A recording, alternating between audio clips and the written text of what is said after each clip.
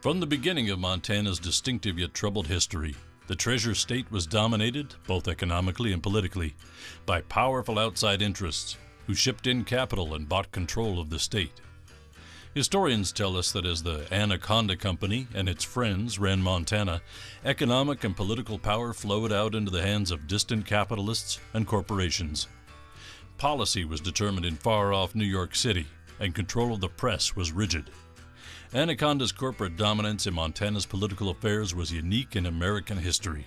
For its first 75 years, Montana was a one-company state. But then big winds of change roared across the Treasure State. Between 1965 and 1980, Montanans ripped off their copper collar, transforming Montana from a corporate colony into a free, modern state. The people finally controlled their own destiny. The pitched battle between the people and the established power structure was not easily won, but fired in a crucible of change. A new Montana was born. Join Evan Barrett and real history makers of the time as they shine a light on this remarkable era. Welcome back to In the Crucible of Change.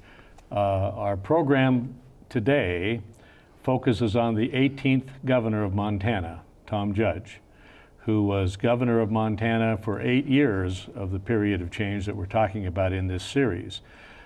He was the youngest governor in the history of Montana and had a rather remarkable career in the period of change that we're talking about.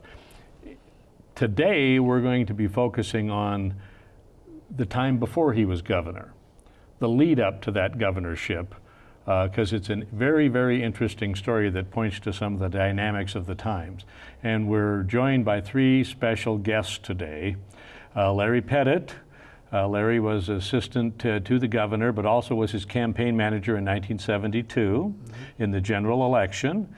Sidney Armstrong, who was involved in all of Tom's campaigns whenever they were run, all the way back to the first one in 1960, and Kent Kleinkopf, who was a campaign staffer in 1972 and later in the administration of Governor Judge. Now, these 3 people, with full disclosure, of course, are good friends. We've all remained friends for many, many years. Likewise, I want to make sure that everyone understands, and you as well, that I'm just not a moderator. This is a conversation. We all have something to contribute. You have wonderful things to contribute, but I may just jump in and throw something out, and you should feel free, just like we're sitting around the coffee table at home. And we want to share our experiences with the audience. Sid, you were a high school, I won't say classmate, but you attended high school when Tom did. And because of that, when he first decided to run for the legislature, I guess you were one of the first people he called. Tell us a little bit about that. I didn't really get to know Tom so well in high school, though I looked up to him and admired him. Even at that time, he was very dynamic, he was very energetic, he was well liked. I got to know him better when he was going to Notre Dame and would come home on Christmas vacations in the summer. So in 1960, when he came home and decided to run, he gave me a call and told me he was going to run. I'd never been involved in politics, wasn't very interested, frankly. And he asked if I would be the secretary of his Tom Judge for Legislature Club. I said, oh, Tom, well, you know, I would like to, but I don't even know how to type. He said, oh, for heaven's sakes, it isn't that kind of secretary. Your name will be on my campaign material. You know a lot of people in Helena, and we'd have a good time working on the campaign together. He was so busy working on the campaign himself, however, that I really never did anything till about 1964.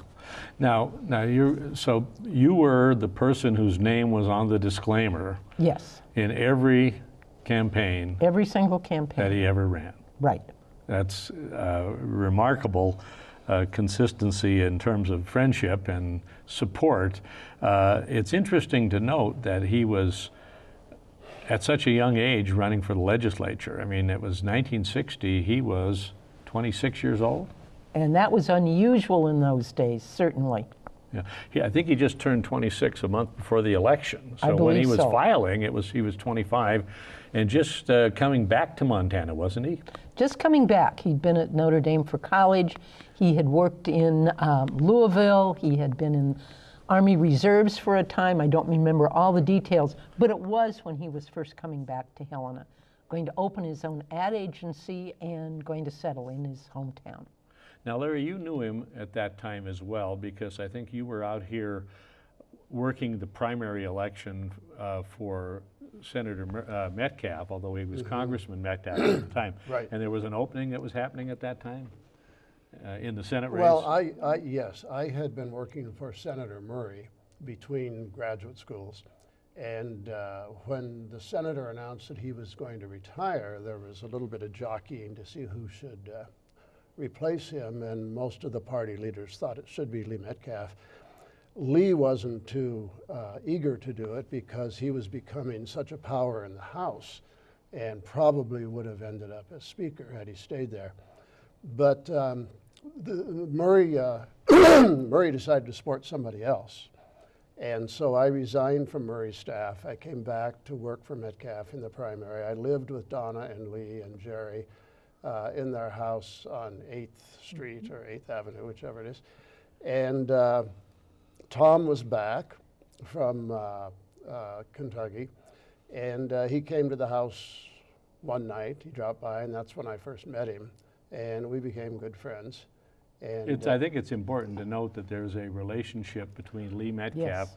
and Tom Judge, Right. that the Thomas L. Judge is Thomas Lee Judge, and his middle name he is named after Lee Metcalf. exactly, yes. Their families were close. Yeah, his father and Lee Metcalf were pretty close friends. Yeah, and both, as I understand it, both Sigma Chi's. Yeah, so, but lo and So, behold, you yeah. ran into a fairly dynamic young candidate Oh, in yeah. the middle of this thing you were doing on your own, helping Lee And Metcalf. we became great friends, and then he had always had his eye on my girlfriend's younger sister, and wanted.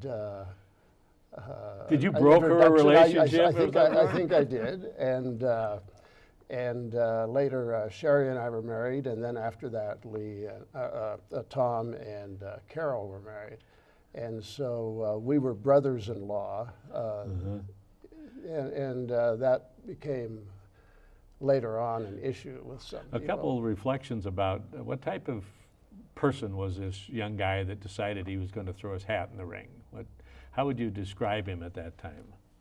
He was one of the most interesting, most energetic, most dynamic, friendliest, warm, open, Pretty good outgoing. guy, actually. A very good guy, a very good guy. Yeah. And of course, Sherry, Larry's wife, Carol's older sister, was one of my best friends and my college roommate. He also was one of the few people in Helena at the time. There was a small coterie of skiers, and he was a terrific skier. And I remember he and two friends, Paul Jasmine and Clint Grimes, I think when they were seniors in high school, went to Sun Valley to ski and said they were college boys. That was always a favorite story Scandalous. of what they did then, yes. Scandalous. Oh, we pretended we were college boys. Exactly. Yeah. So he was a dynamic candidate, and one of the things we talk about the empowerment of people, that is part of the period of change we're talking about. Although 1960 was slightly ahead of the curve on that, and he ran county-wide, he went to all the doors. Is that right? Absolutely. Part of that was his kind of energy and interest and so forth. Part of it, I think, also was perhaps he didn't have all that much business quite yet. But it was quite new to go door to door like that, and not to be really invited so much by the county central committee and so on. Not that he wasn't friendly with them, but he was very independent even then, and did go door to door. So he ran and won 3 consecutive House races. Right. I mean, was he kind of a surprise winning as a newcomer coming in like that in 1960, as you recall? As I recall, yes, although everybody thought that young Judge Boy was so nice. Yeah. And I remember people who said to me, well, I voted for him because he takes his mother to church and he passes the plate. Aha. So they thought he must be all right. Now that brings up his mother, because his mother Blanche was a big part of his life. She was raising 2 sons. His dad had passed away, is that right? That's correct. When he was going to Notre Dame, his father died in an accident. And Blanche opened a dance studio. She too was very dynamic, very high energy, and very devoted to the Democratic Party and principles. I feel Tom was really raised with that whole idea of we work together, we help people, we use the political system not to gain fame or money, but to do good things for people. And then that was, of course, the year that JFK was elected. Exactly. So there was a whole breadth of new, young, fresh people coming into office. I know, just beginning. I know Governor Schweitzer, in our discussions with him, talked about a lot of the change that came out of for the period that came out of World War II, the people who came back from World War II. But Tom was just about maybe 10 years beyond that, and he was That's right. almost a new generation that was not even out of World War II. And so there was a real freshness there. Now, when he decided to run for the Senate, 1966, Right.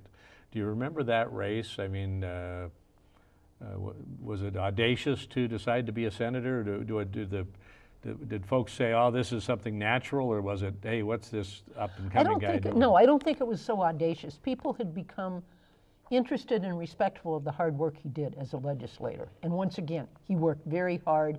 He stayed later, he came earlier, and so forth and so on. It was also at a time when the Democratic Central Committee was getting very active, very involved.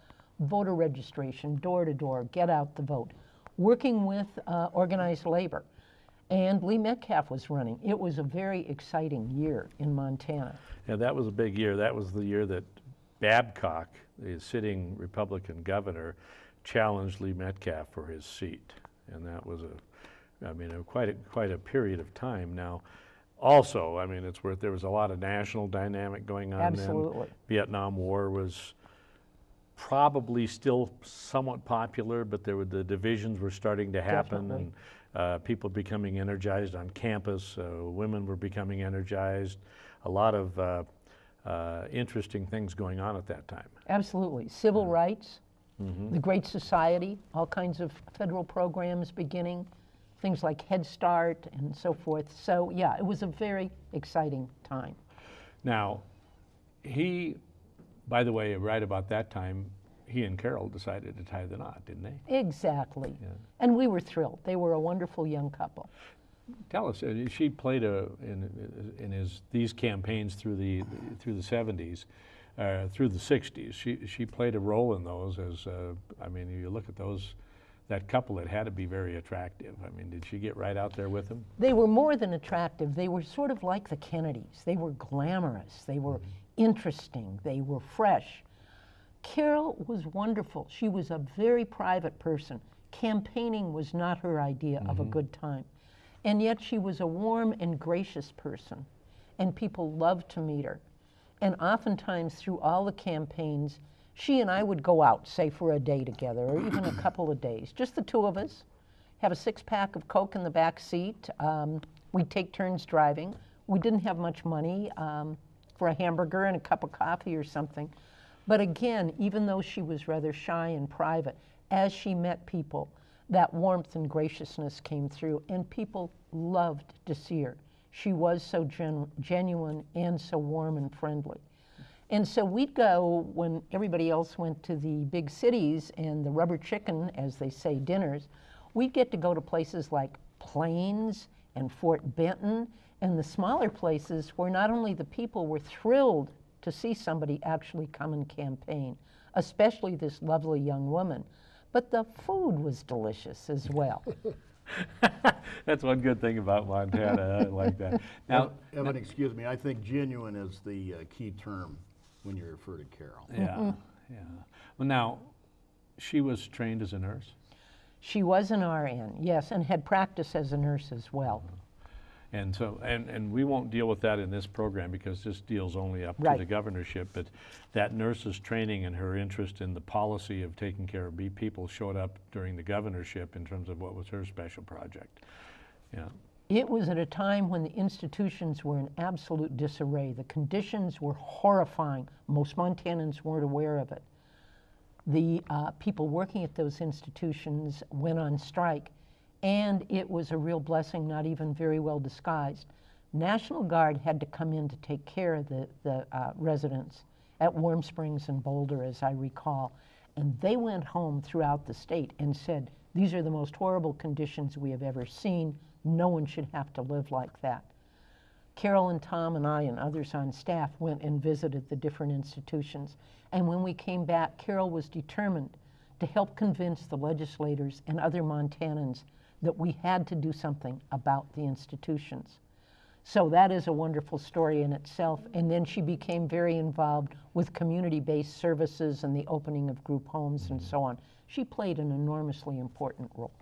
Now, it's obvious that this is a young couple who were dedicated to the way government could do good things for people.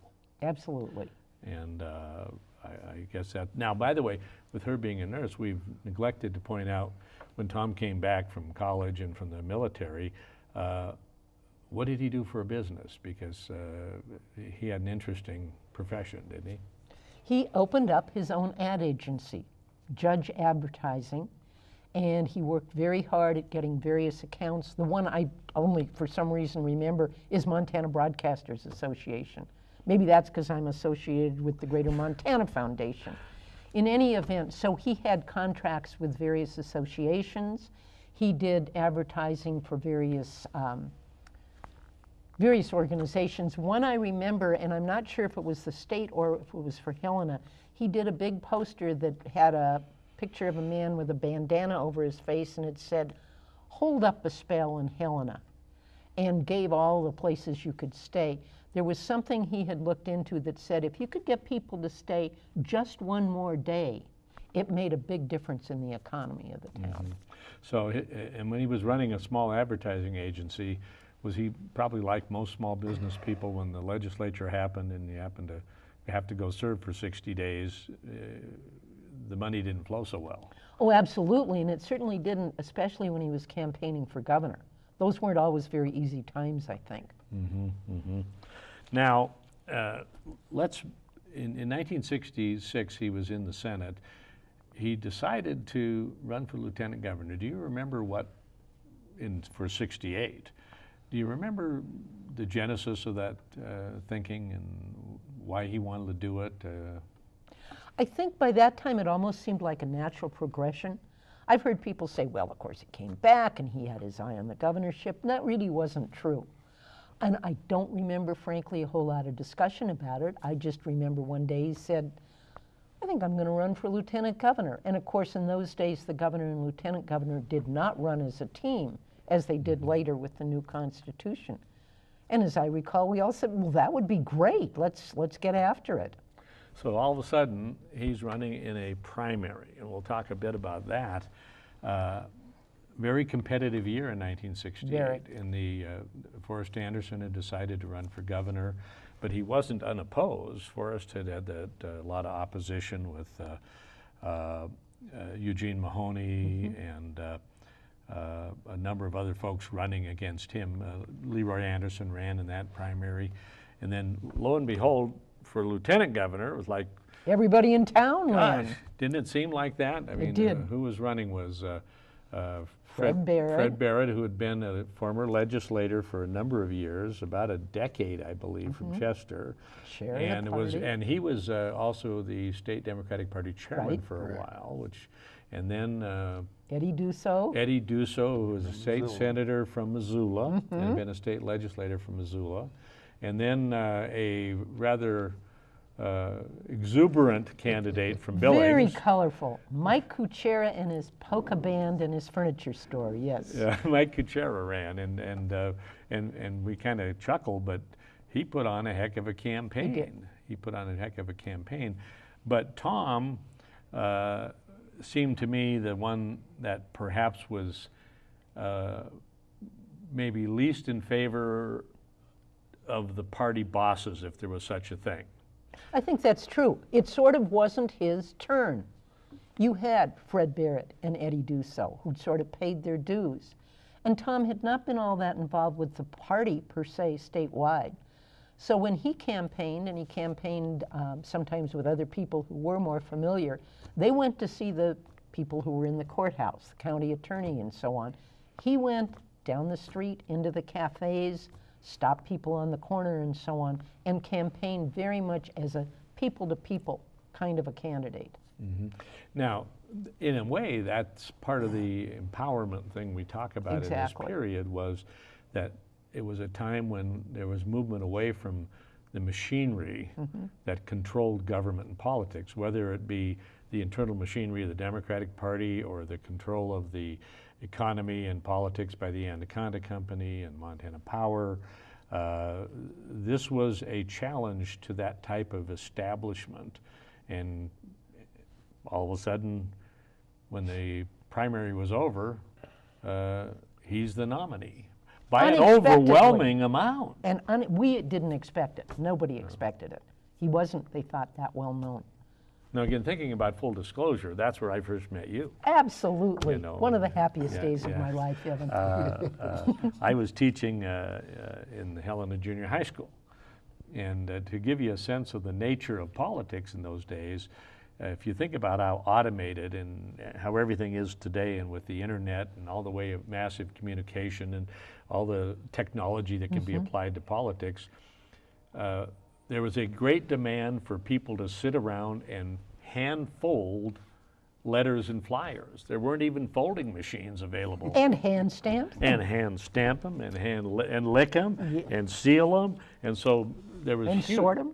And one of the things I did was I had a cadre of, I told all my students, you should get involved in the political campaigns and you get extra credit. And I said, now for all of you who want to work for any you work for Republicans or Democrats, it doesn't matter. And if you want to work for Republicans, here's the Republican headquarter address and phone number.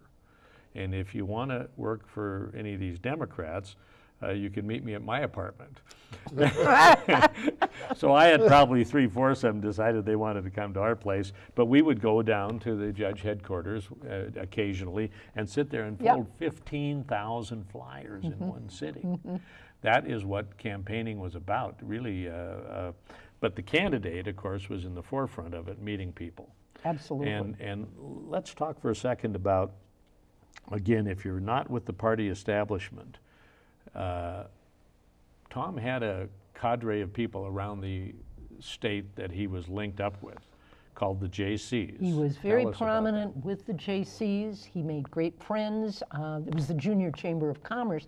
We don't hear so much about them anymore, but they were very active and had a great deal of influence all across the state. They became so interested in this young leader that looked as though he were going to be a statewide candidate and elected. And so they helped form county organizations all over the state, and they campaigned with Tom. Meanwhile, Blanche, and there were no paid staff. Right. Blanche, essentially the mother, ran the campaign. And Blanche would call people that she remembered meeting at a dance conference in Spokane 2 years ago in Shelby. And she would call and ask them if they wouldn't work for her son and get them to organize. So along with a lot of Democrats who liked Tom, there were people who'd never been really involved politically. It was a new group of people becoming involved. They not only played such an important role in his campaign, but I'm happy to say many of them then became very involved in politics in general. And there is, I think, a great deal of an idealistic sense at the time that we were doing good things for people, and that also Tom was very good for business. After all, he was a small businessman. He was very active in the JCs, which were young business leaders primarily.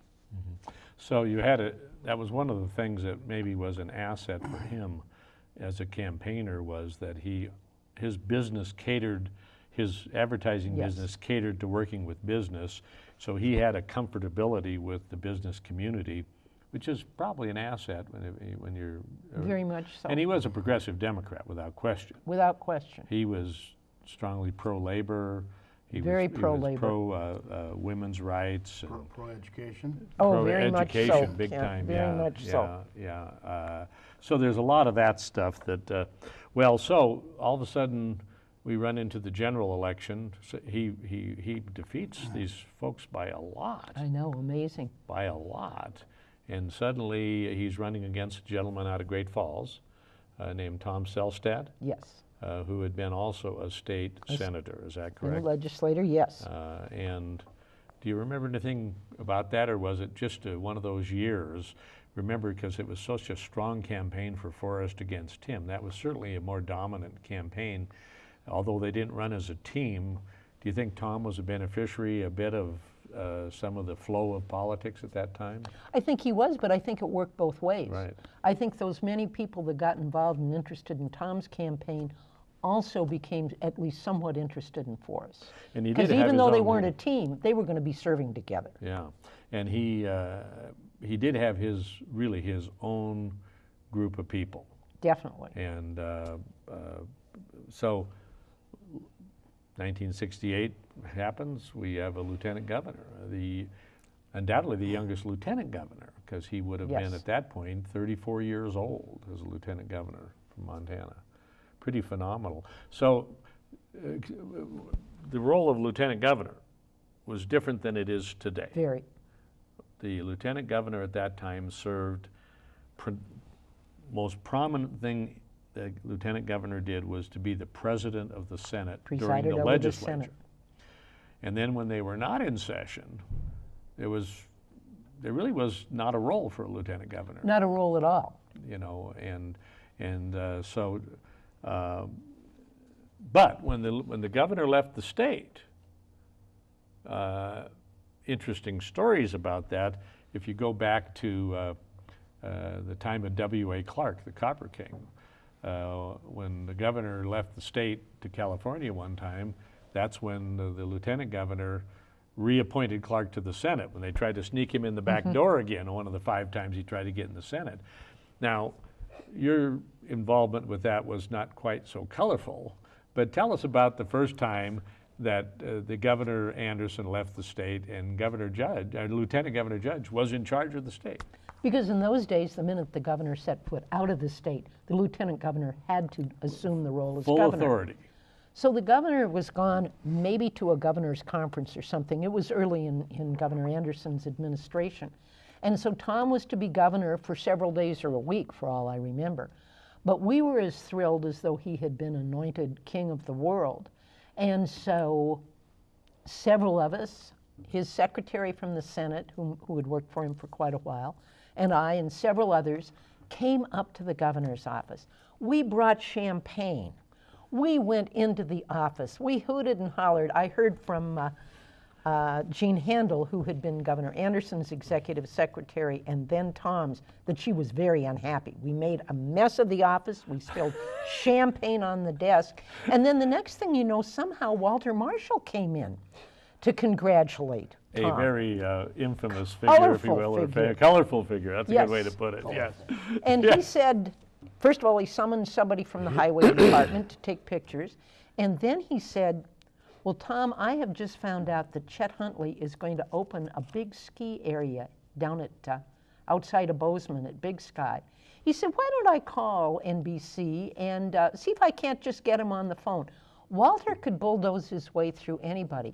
So the next thing you know, he was on the phone at NBC and telling them the Montana governor wanted to speak with Chet Huntley. Next thing you know, Chet Huntley was on the telephone. And they had a very cordial and warm and pleasant chat. And that was when we first found out what Chet Huntley was planning for all of us back here in Montana. Yeah. For Tom Judge, who was the governor that day, you know, he was the governor. It was an interesting thing. Now, an interesting contrast is because that was nothing substantive happened there other than a lot of good talk, was a contrast with what happened. And I think we spoke about this in an earlier program, that when Ted James and Tim Babcock were governor, lieutenant governor of the same party, they didn't like each other because one was progressive and the other one wasn't. And so when Governor Babcock left the state one time, Ted James was in charge, and there was a vacancy in the Public Service Commission. And while the governor was out of state, Ted James appointed his friend Ernie Steele to the PSC. And it was a done deal. It was Boom. a done deal, and people weren't very happy about it. They ended up running against each other, and Babcock won the 68 primary. which is why Tom Selstad was running for that seat instead of Ted James. Okay, so now we're going to be moving a little bit to talking about the evolution toward the 1972. And Kent, you came on board at the beginning of the 72 campaign. You had come over here from Missoula, a newcomer to Montana actually, although you had some roots in Montana. And my wife was born and raised in Missoula. yeah, yeah, and you ended up going to work for then Land Commissioner Ted Schwinden in 1971. Is that Correct. right? And you got to be tying into one of our other thematic things we talked about. You became the person on his staff who was helping to do some of the implementation of executive reorganization. Were you? Correct. Yeah. And then how did you end up suddenly being with Lieutenant Governor Judge in a campaign? How did that?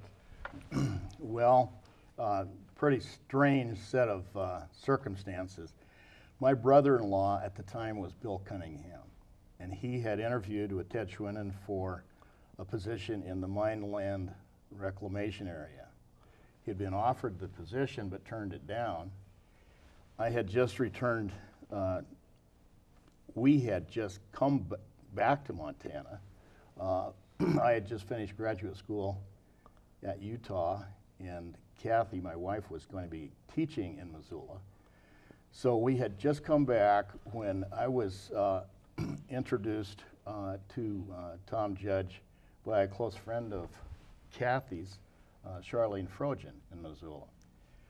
At the time, I said, I saw him as a very attractive, young, idealistic politician, and I told him that I'd maybe someday like to work for him. And he said, well, that's interesting, but I haven't even decided what I'm running for. So, so in any case, time went on, and I was offered the position by Governor Schwinden Then Land Commissioner. as then Lands Commissioner, State Lands Commissioner, and I accepted the position. And so Kathy and I then moved immediately to Helena, where we made a career in state government for 10 years while Kathy taught at the Florence Crittenden Home. And you were working with Land Commissioner Schwinden, and suddenly an opening kind of cropped up for working in the camp when Tom was decided to run for governor. Is that you said, well, maybe there's something here I should be doing? Well, yes, sort of. I kind of imposed myself on the campaign at that time. You wanted to go to work for him? I did. Okay. And so I was one of those people that stuffed envelopes and licked them and stamped them and So you're the chief envelope stuffer for a at while. that time. Working for the phenomenal salary of Zero. zero. Correct. Okay, okay. Good thing Kathy was working, right? That's correct. Yeah. Otherwise, it never would have happened. Yeah, yeah. So you're doing that, and then, but you became a very close confidant of the governor. Tell us how that happened.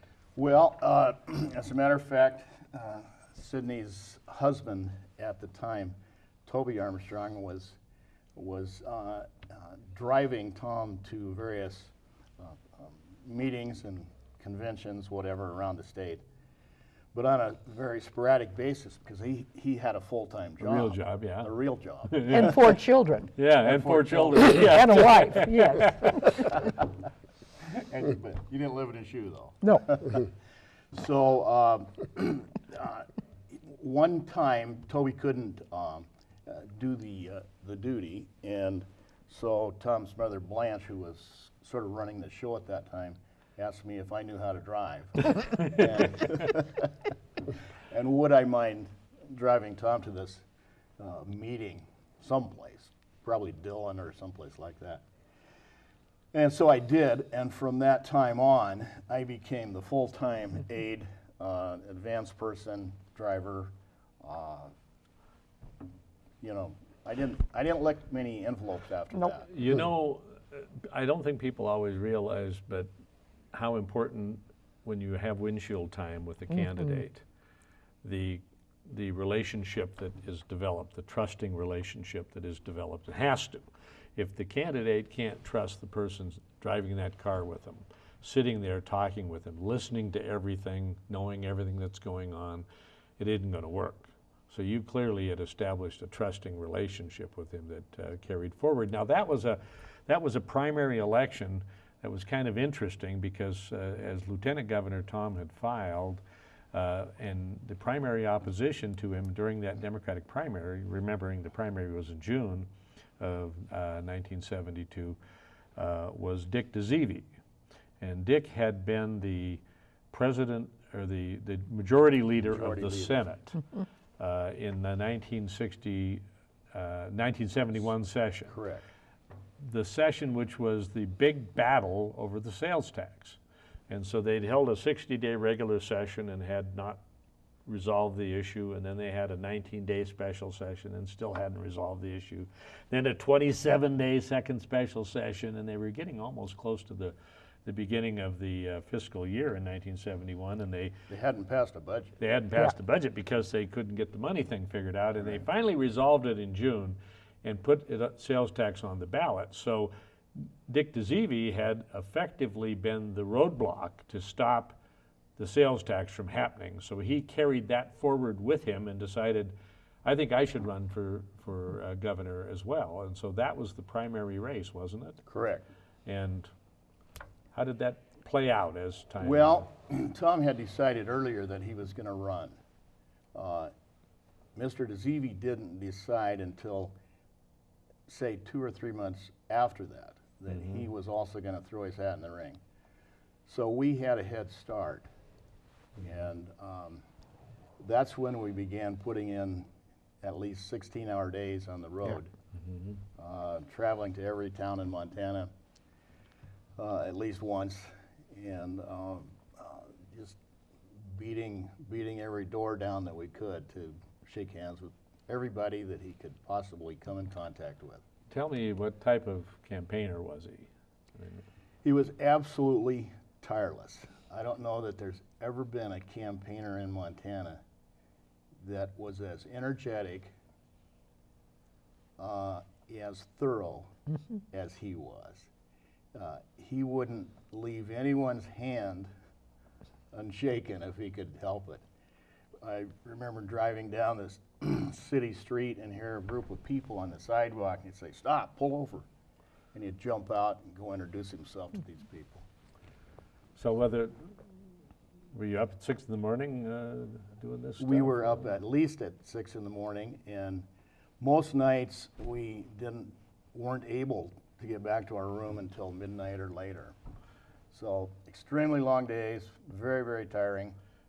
I remember, if you'll allow me, we're campaigning in Butte down in the dry in the pit. The dry is the place where when the workers go to work and the workers that come off shift, they kind of cross paths in the dry, which is where they clean up or they change to their street clothes. They take off their wet clothes, right, hang them up to dry, right, and put on their street clothes and get up and out of there. So you're in the dry. So we're there while they're changing all their clothes, going around shaking hands. And it was probably midnight or later, and we'd been going since early that morning. I remember being so tired, I actually laid down on the concrete in the dry and tried to go to sleep. Well, you needed to drive. Yeah, but I still had to drive. Yeah, so he was, now he was very well known for the last shift of bowling at bowling alleys. Was that a favorite place for him to go? Yes, it was, because understand that we were at the plant gates at 5 in the morning, shaking hands with everybody coming on shift and going on. So unfortunately, you can't do that today because there aren't any plants still open. So, but in those days, there were still a lot of plants operating in Montana, and we were always there. So that was early morning, and then during the day there were all kinds of meetings, and then in the evening you always went where the people were, and the people were always late at night in a bowling alley or a lounge, restaurant combination, whatever.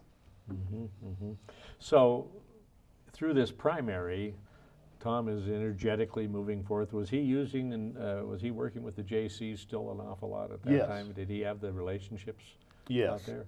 As a matter of fact, most of the young people that we ran into during those days were connected either with JCs or university, college, all kinds of young people were wanting to get involved. And that's the reason I became involved myself in the beginning, was because of the attitude and idealism that I sensed in Tom. Well, it's worth noting that by 1972, if you were born in 1946 as a baby boomer, you were 26 years old. So you were just starting to say, I want to be active and involved. So this was the period, this was the baby boomers were starting to first be heard as new voters, but there was a cadre of young business people, young energetic people that had already kind of been making their way in the world. Right, right. And Tom was a favorite of theirs. Later on, when you talk about his general election opponent, that will become very obvious. Now contrast. He won again by a surprisingly large amount In the primary. in the primary, and in fact, let me just take a look at that and see what we have here. Yeah, in the 1972 primary, he got 60% of the vote. 60%, and Dick DeZevi got 30%. So it was a 2-to-1 victory.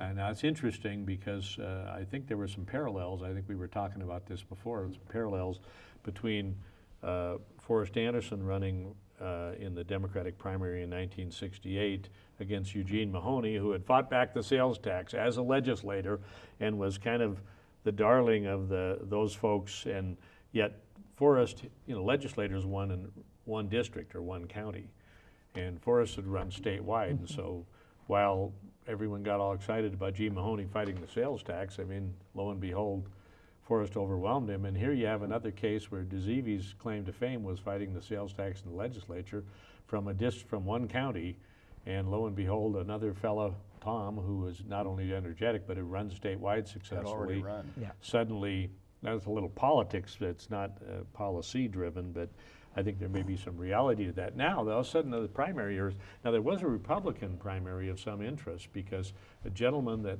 we had spoken about in previous programs who had such significant differences with Forrest Anderson by the name of Frank Dunkel, the former Fish and Game director, was running in the Republican primary. And many people thought, here's the guy that's going to win the Republican primary. Larry, Exactly. you were helping out in the 72 primary from your position in Bozeman at that time, not as campaign manager. Tell us what you were doing at that point. I was head of the political science program at MSU at the time. My wife had forced the issue and made me move back to Montana ahead of my schedule. We came back in '69. Tom asked me if I would put together his Gallatin County campaign group for the primary.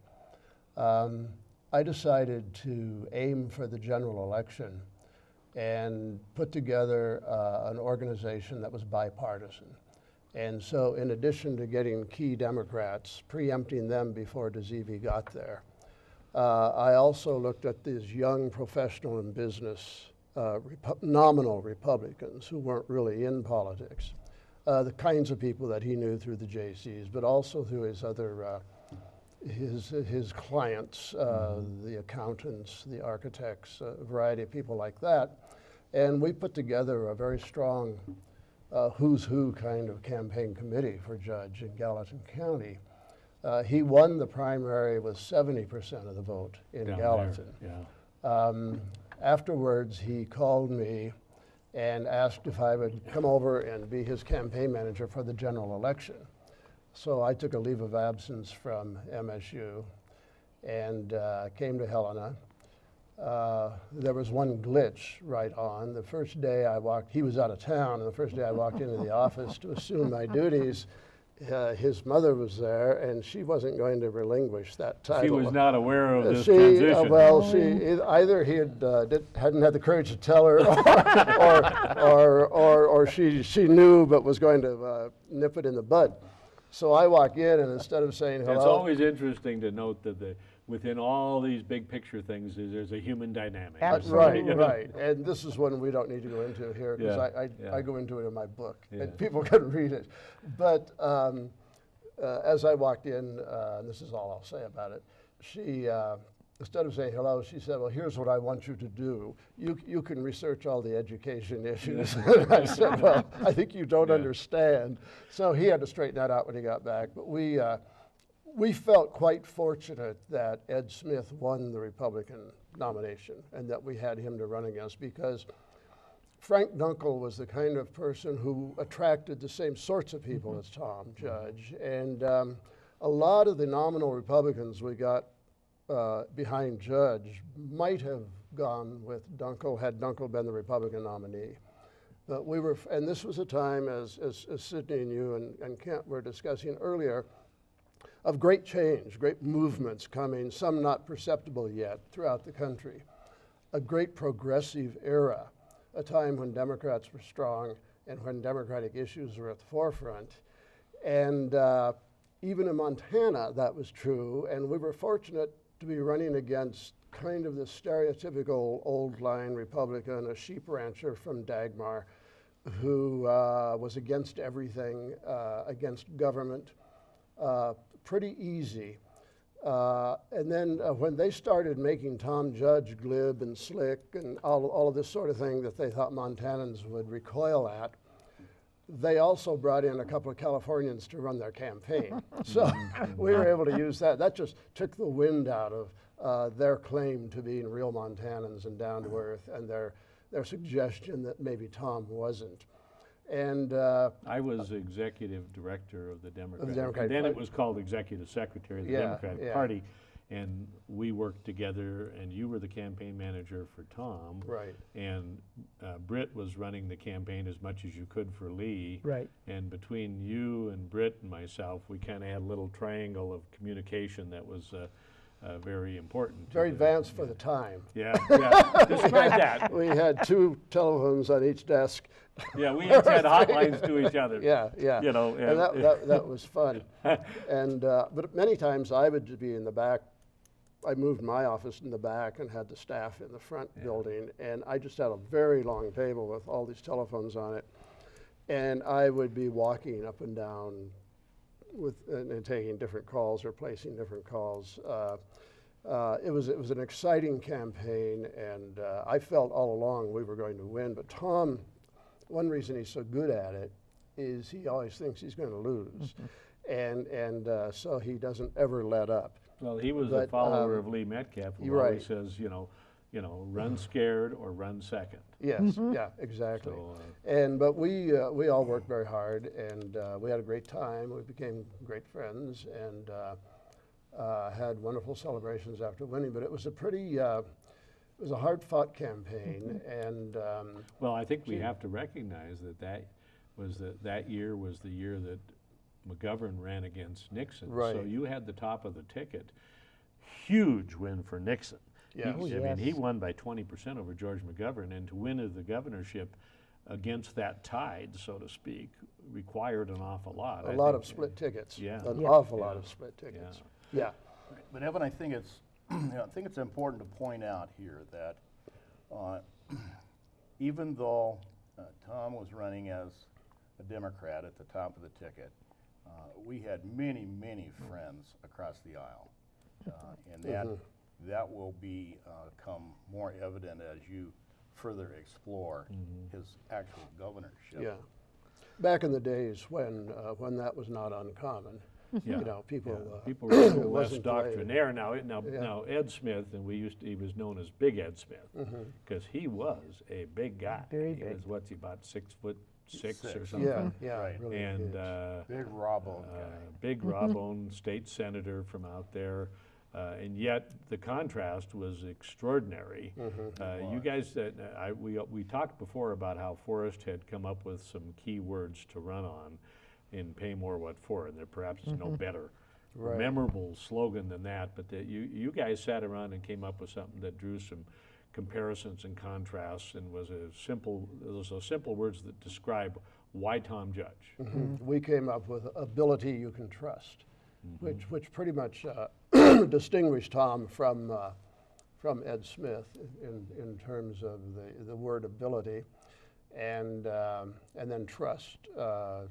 He's not a slicker or that sort of thing. I think they were painting him as a slickster. Yes, yes. And so the trust word was very important. I believe the Californians tried to do that. But the Californians tried to do that. Yeah, exactly. Now I remember a bumper sticker when those Californians were here. Do you remember what that was? Don't Californicate Montana. Yeah. Yeah. I had nothing to do with it. Well, you know, there's something to be said for the fact that, you know, Montana, we take our Montanishness very seriously. To an extreme sometimes. So tell us, can you tell us about the campaign a little bit more? Was there anything that stands out in this thing, or in terms of, were there debates in those days? No, I don't recall any debates. I don't either. Which is too bad. It would have really been interesting. Contrast would have become extremely clear. But no, I don't think there were debates. Tom was on the road a lot. On the road with Kent. Always. And he, at one point, finally got one of those old style big telephones in the car. And he would call me as he was returning to town, and we'd compare notes. And but sometimes he'd forget that there was no security. You know, and he'd start saying things that you didn't want anyone to hear other than the person you're saying them to. And I kind of had to gently remind him that, look, all kinds of people could be listening in. Let's talk about that when you get back. But at least he had that phone, and that helped a lot. And we worked pretty long, hard hours. We put together a good young staff. We had old seasoned people as advisors and people who were friends, Tom's and colleagues. A lot of business people. Yeah. But the people in the office working in campaign headquarters were essentially young people. Sidney and I were even young then. We were 36, I think, when, or younger. Blake Wardell. Yeah. Kathy Schillinger. Cale Jackson. Yeah, a lot of them. And Tom Behan. Gary Curtis. Curtis. Lots of them. Yeah. Good, talented, committed kids. Some of them, you know, sleeping wherever they could throw down a sleeping bag at night, and really sacrificing a lot to do this. Now, was Carol had a couple young children at that time. But she did have young children. Did she get out and do a few things with She you? did, as I was mentioning. She and I would sometimes go out for the day, et cetera, et cetera. But we also did some campaigning, and Tom would often meet us somewhere. There would be perhaps a Democratic event in the evening. We would go during the day, and somebody dreamed up that we would have a sound truck. Probably nobody even heard of it in these days. But it was a truck, and there was a man who had a loudspeaker, and he would go down the street saying that Tom was coming and come to the fundraiser that night or whatever. At the same time, Laugh-In, if you recall, Sammy Davis Jr. did a skit where it was, "Here come to Judge." That was from Here Laugh-In, come to Judge. right? Didn't I say Laugh-In? Yeah. Oh, okay. Not Sammy Davis Jr. Yeah. That's exactly who it was. Sammy Davis Jr. He was the judge in Laugh-In on that little skit Exactly. they used to do. So it was Here here Come come. the So people started saying that, and we adopted that. And so our sound truck man would say, "Here come to Judge. Here come to Judge. Here come Tom Judge for governor." Then we would sing. People had guitars. These were all volunteers, mind you. We would sing in the Union Hall. We would sing on the street corners. We would have Tom meeting people. We'd be helping register voters, et cetera, et cetera. Then we'd go to the event that night. And then if there were a plant going on or something, we'd go there. We'd stop at cafes, bars, or whatever, all the way home. and get home about 2 in the morning. But again, Carol was warm and wonderful and friendly, and people loved seeing her. And we just had an awful lot of fun, feeling as though we were doing things that were going to truly make a difference in the world and for the state. And so this year, this particular year, 1972, with difficulty at the top of the ticket, with Nixon clearly winning overwhelmingly with a 20% win, and yet Lee Metcalf won re-election. John Melcher in the Eastern District won re-election. Now, it turned out that Dick Shoup stayed on and was only good for 2 more years on the Western District. Tom won for governor. Bill Christensen won for lieutenant governor. Right. Was there much of a linkage there? They ran separately, but was there comfortability there with those? I can answer that, Ellen. Kent knows. We campaigned virtually nonstop together. Wherever we went, it seemed like Bill and his aide was there also. So I don't remember really being at any Democratic gathering anywhere in the state that they weren't also there. Now, Bill was a real gentleman, wasn't Correct. he? Yes, he was. He was a car Correct. dealer from Hardin Right. and had been in the state legislature, Correct. very well respected. Very highly respected. He was the last person elected lieutenant governor Independently. independent of the governor. Correct. And during the first term they were in is when the Constitution changed and the whole methodology changed. Right. Yeah.